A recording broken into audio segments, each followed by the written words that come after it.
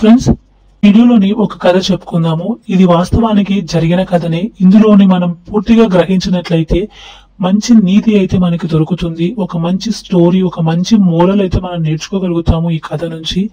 ఈ వీడియోని ఈ కథని పూర్తిగా మీరు విన్నట్లయితే ఇందులోని చాలా విషయాలు అనేది మన జీవితంలోని కూడా మనకి ఎన్నోసార్లు అనుభవించే ఉన్నామని ఒక జ్ఞాపకం అయితే వస్తుంది. ఇందులో నుంచి మనం నేర్చుకోవాల్సినవి కూడా చాలా అయితే ఉంటాయి. ఈ కథ ఇద్దరు స్నేహితురాలతో మొదలవుతుంది. ఇద్దరు అమ్మాయిలు. ఒక అమ్మాయి అయితే పుట్టుక దగ్గర నుంచి చాలా రిచ్, ఇంకొక అమ్మాయి అయితే చాలా పేదరాలు. వీళ్ళిద్దరూ స్కూల్ ఏజ్ దగ్గర నుంచి అలాగే కాలేజ్ కానీ ఇంకా వాళ్ళు ఎదుగుతున్న కొద్దీ వాళ్ళ స్నేహం అయితే చాలా బలంగా అయితే ఉంటుంది. వాళ్ళు చిన్నప్పటి నుంచి కూడా ఇంటి పక్కన ఉండడం వల్ల వాళ్ళు ఒకే స్కూల్ కి వెళ్ళడము, కాలేజ్ కి వెళ్ళడము, చాలా స్నేహంగా ఉండేవాళ్ళు. కలిసి ఆడుకునే వాళ్ళు, కలిసి భోంచేసేవాళ్ళు, ఒకరింట్లో ఒకరు భోజనం చేసేవాళ్ళు. వీళ్ళు ఎంత కోటీశ్వరాలైనా కూడా ఎలాంటి తేడా కూడా చూపించకుండా వాళ్ళను కూడా చక్కగా వాళ్ళతో పాటే చదివించుకునే వాళ్ళనమాట. అంత స్నేహంగా, అంత బలమైన స్నేహం అయితే వారిద్దరి మధ్య ఉండేది. వీళ్ళు ఎదుగుతూ ఉండే కొద్దీ వాళ్ళ స్నేహం కూడా ఇంకా బలపడుతూ వచ్చింది. కోటీశ్వరాలైన అమ్మాయి ఒక బ్రదర్ కూడా ఉంటారు. అలాగే వాళ్ళ నాన్న బాగా బిజినెస్లు చేసి బాగా సంపాదించారన్నమాట.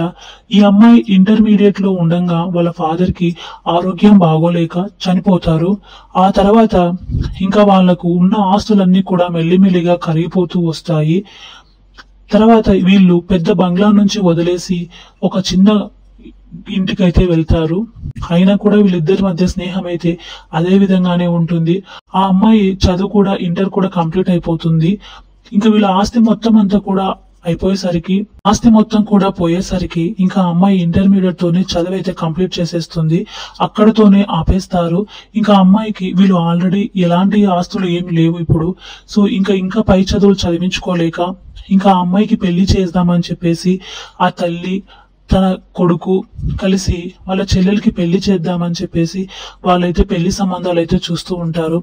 ఇది వరకు అయితే వాళ్ళు కోటీశ్వర్లు ఉన్నారు కాబట్టి అప్పుడు మంచి మంచి అబ్బాయిలు అయితే వాళ్ళకి తెలిసే ఉంటారు. మంచి మంచి అబ్బాయిలు కోటీశ్వర అబ్బాయితో పెళ్లి చేయాలని ఎన్నో కలలు అయితే కని ఉంటారు ఆ తల్లిదండ్రులు. కానీ ఉన్నట్టుగా ఉండి తండ్రి చనిపోవడంతో ఆస్తి మొత్తం పోయి ఇప్పుడు అంత గొప్ప సంబంధాలు అయితే చూడలేకపోవచ్చు. కానీ ఈ అమ్మాయికి మాత్రము ఒక పేదింటి ఒక అబ్బాయిని, ఎవరూ లేని ఒక అబ్బాయికి అయితే ఇచ్చి పెళ్లి చేస్తారు. ఆ అబ్బాయి అయితే ఒక పూరి గుడిసెలో ఉంటారు. కానీ ఉద్యోగం అయితే చేస్తూ ఉంటారు. సరే, ఉద్యోగం అయితే ఉంది కదా, మా అమ్మాయిని చక్కగా చూసుకోగలుగుతారు, సమయానికి తనకు కావాల్సిన ప్రతిదీ ఏర్పాటు చేయగలుగుతారు, నా కూతురు ఎలాంటి ఇబ్బంది పడకుండా చక్కగా ఉంటుందని చెప్పేసి ఆ తల్లి ఆలోచన చేసి ఆ యొక్క ఎవరూ లేని ఒక అబ్బాయికి అయితే ఈ అమ్మాయిని ఇచ్చి పెళ్లి చేస్తారు. ఇంకా పేదరాలుగా ఉన్న స్నేహితురాలు ఆ అమ్మాయి బాగా చదువుకుంటుంది. కానీ వాళ్ళ తల్లిదండ్రులు కూడా ఆ అమ్మాయికి అయితే పెళ్లి చేస్తారు. ఆ అమ్మాయిని ఒక కోటీశ్వరుడు వచ్చి పెళ్లి చేసుకుంటారు. ఈ విధంగా ఇద్దరు స్నేహితులకి పెళ్లి అయిన తర్వాత వాళ్ళుగా బతికిన ఈ అమ్మాయి ఒక పేదవాన్ని చేసుకుని ఒక గుడిసెలో అయితే నివసిస్తూ ఉంటుంది. పేదరాలుగా పుట్టి పెరిగిన ఈ స్నేహితురాలైతే ఒక కోటీశ్వరుడు వచ్చి ఒక పెద్ద బంగ్లాకి తీసుకొని వెళ్తారు పెళ్లి చేసుకొని. ఇక్కడ నుంచి వాళ్ళ స్నేహం అయితే కాస్త దూరం అయిపోతుంది. రోజు కలవడము, మాట్లాడడము ఇలాంటివన్నీ కూడా తగ్గిపోతాయి. పేదవాన్ని చేసుకున్న ఈ అమ్మాయి అయితే అసలు ఆ భర్త అంటే అస్సలు ఇష్టం ఉండేది కాదు. ఎందుకంటే ఆ అమ్మాయి పుట్టిన దగ్గర నుంచి గోల్డెన్ స్పూన్ తో పుట్టింది అంటారు కదా. అసలు ఎలాంటి లోటు లేకుండా ఎలాంటి ఇబ్బందులు లేకుండా పెరిగిన అమ్మాయి ఒక్కసారిగా పూరి గుడిసెలోకి వెళ్ళేసరికి అక్కడ ఏమీ ఉండవు. తినడానికి సరిగ్గా తిండి ఉండేది కాదు, బట్టలు కూడా కట్టుకోవడానికి ఉండేవి కాదు. అలాంటి పేదవాడికి ఇచ్చి చేశారే అని చెప్పేసి ఆ అమ్మాయి రోజు ఏడుస్తూ ఉండేది. భర్తతో కూడా సరిగ్గా అయితే ఉండేది కాదు. ఆ భర్త అయితే చాలా మంచివారు. తను తిన్నా తినకపోయినా తన కోసం అయితే తీసుకొచ్చేవారు. అలాంటిది నేను తినలేదు ఎప్పుడు, నాకు ఇలాంటిది పెడతావా, నాకు ఇలాంటి ఫుడ్ పెడతావా అని చెప్పేసి ఆ అమ్మాయి వీటినన్నీ కూడా ఇసిరేసేదన్నమాట. ఈ అమ్మాయికి చిన్నప్పటి నుంచి మల్లెపూలు అంటే చాలా ఇష్టము. ప్రతిరోజు పెట్టుకునేది. పెళ్ళైన తర్వాత తన భర్తకు మల్లెపూలు అంటే అలర్జీ ఉంటుందన్నమాట. సో తన భర్త మల్లెపూలు పెట్టుకొని ఉంటే అవి పెట్టుకుంటే నాకు ఎలర్జీ వస్తుందని చెప్తే ఇంకా అమ్మాయి దానికి కూడా చాలా బాధపడేది అనమాట. నాకు ఇష్టమైనవి కూడా నాకు అన్ని కూడా దూరం అయిపోతున్నాయని చాలా కృంగిపోయేది. ఇలా భర్తతో కూడా కలిసి సరిగ్గా ఉండేది కాదు. సరిగ్గా తన భర్త ఎంత ప్రేమగా ఏమి తీసుకొని వచ్చినా ఒక చిన్న వస్తువు బహుమానంగా ఒక చీర కానీ లేదా ఒక గాజులు కానీ లేకపోతే ఒక ఫుడ్ కానీ తనకు నచ్చినది ఏం తీసుకొచ్చినా కూడా ఆ అమ్మాయి తిరస్కరించేది. అన్ని కూడా ఇసిరి కొట్టేదన్న. ఒక రోజు తన స్నేహితురాలు ఉంది కదా, ఆ అమ్మాయి దగ్గరికి అయితే వెళ్తుంది. ఆ అమ్మాయి ఎక్కడుందో కనుక్కొని ఆ అడ్రస్ కి అయితే వెళ్తుంది. ఆ అమ్మాయి ఉండే ఇల్లు చూసి ఎంతో ఆశ్చర్యపోతుంది. నా ఫ్రెండ్ చూడు, అసలు కటక పేదరాలు, పుట్టిన దగ్గర నుంచి పేదరికంగా ఒక గుడిసెలో ఉండేవాళ్ళు.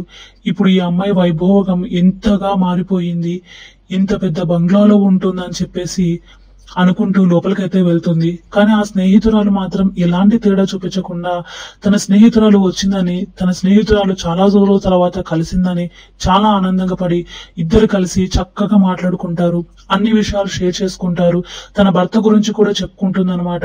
తండ్రి చనిపోయిన తర్వాత కటక పేదవాన్ని ఇచ్చి నాకు పెళ్లి చేశారు. అక్కడ నేను ఉండలేకపోతున్నాను. అసలు నాకు నా భర్త అంటే నాకు చాలా ఆశయము. నాకు ఏం చేసినా కూడా నాకు నచ్చడం లేదు. నేను ఉండలేకపోతున్నాను.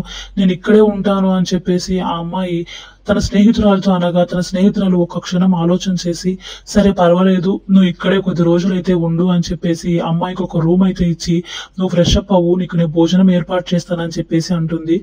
అక్కడ ఆ అమ్మాయి ఇంకా రూమ్ లోకి వెళ్ళి, ఇలాంటి రూము ఇంత ముందుకు ఆల్రెడీ ఆ అమ్మాయి వాళ్ళ తండ్రి కోటీశ్వరులుగా ఉన్నప్పుడు ఏవైతే లగ్జరీ లైఫ్ అయితే అనుభవించిందో అవన్నీ కూడా అక్కడ చూసి మళ్ళీ ఆశ అయితే పుడుతుందన్నమాట.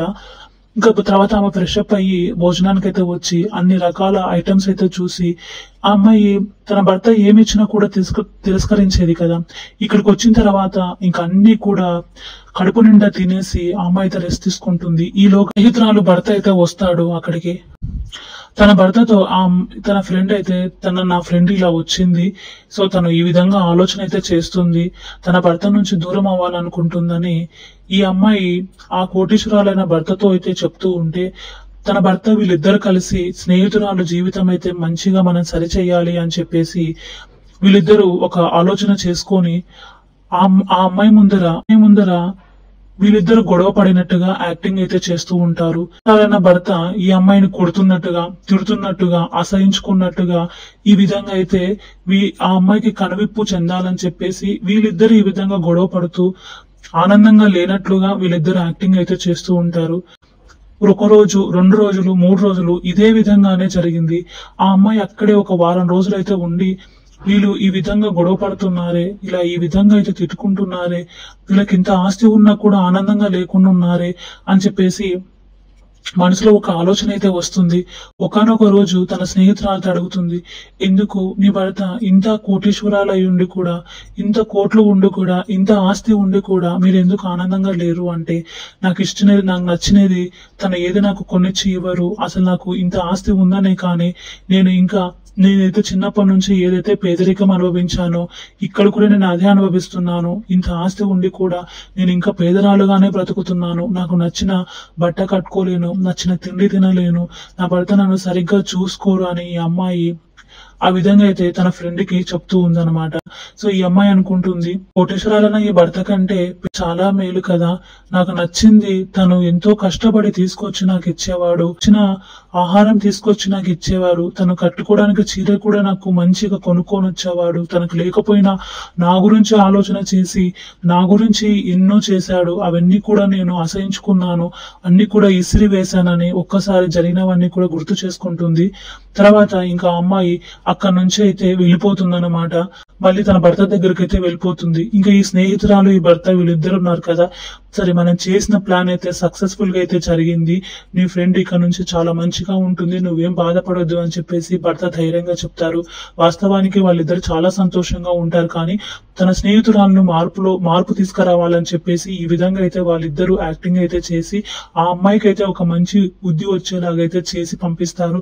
తర్వాత ఈ అమ్మాయి ఇంకా వాళ్ళ భర్త దగ్గరికి వెళ్ళి, నన్ను క్షమించండి, నేను తప్పుగా అర్థం చేసుకున్నా అని చెప్పేసి వీళ్ళిద్దరు కూడా చాలా సంతోషంగా అయితే ఉంటారనమాట. ఈ విధంగా అయితే వీళ్ళిద్దరు కూడా, ఇద్దరు స్నేహితురాల జీవితం కూడా ఉన్నంతలో ఎంతగా అయితే ఉండాలో ఎక్కువ వచ్చినా కూడా ఎలాగైతే అణిగిమణిగి ఉండాలోనే ఈ కథలో అయితే మనం చక్కగా నేర్చుకున్నాము. ఆస్తి వచ్చింది కదా అని చెప్పేసి ఈ అమ్మాయి కూడా ఎక్కడ గర్వం చూపించకుండా తన పేదరాలుగా మారిన స్నేహితురాలని కూడా తన జీవితాన్ని బాగుపరిచేలాగా తన భర్తతో కలిసి ఏ విధంగా అయితే సహాయం చేసిందో, ఒకప్పుడు నేను ఎంతో ఆస్తిపరురాల్ని, ఇప్పుడు నేను పేదగా బతుకుతున్నానని చెప్పేసి ఈ అమ్మాయి ఎంత కృంగిపోయిందో. సో వీళ్ళిద్దరి మధ్యలో జరిగిన ఈ సంఘర్షణ, వీళ్ళిద్దరి మధ్యలో జరిగిన ఈ యొక్క సంఘటన అన్ని కూడా మన జీవితంలో కూడా ఎన్నో రకాలుగా ఇలాంటి సంఘటనలు జరిగే ఉంటాయి. కానీ ఈ స్నేహితురాలు మాత్రం చాలా చక్కగా సమయస్ఫూర్తి వాడి చక్కగా మంచి జ్ఞానోదయం అయితే అమ్మాయికి ఇచ్చి తన జీవితాన్ని అయితే బాగుపరిచింది. జీవితంలో మనకి ఏమున్నా ఏమి లేకపోయినా ఇలాంటి ఒక మంచి స్నేహితురాలు కానీ మనకు ఉన్నామంటే మన జీవితం ఎప్పుడు కూడా సంతోషంగా ఉంటుందని కథ ద్వారా మనం నేర్చుకోవచ్చు. అలాగే ఆస్తుపాస్తులు ఈ రోజు ఉంటాయి, రేపు పోతాయి. కానీ మనం ఎలా ఉండాలి, ఉన్నా లేకపోయినా మనం మనుషుల్లాగా బతకాలని చెప్పేసి ఈ కథలో నుంచి మనం నేర్చుకోవచ్చు. ఈ కథ మీకు ఎలా అనిపించింది అయితే కామెంట్ లో తప్పకుండా షేర్ చేయండి. ఈ కథ ద్వారా మీకు ఏం అర్థమైందో కూడా కామెంట్ లో షేర్ చేయండి. Thank you.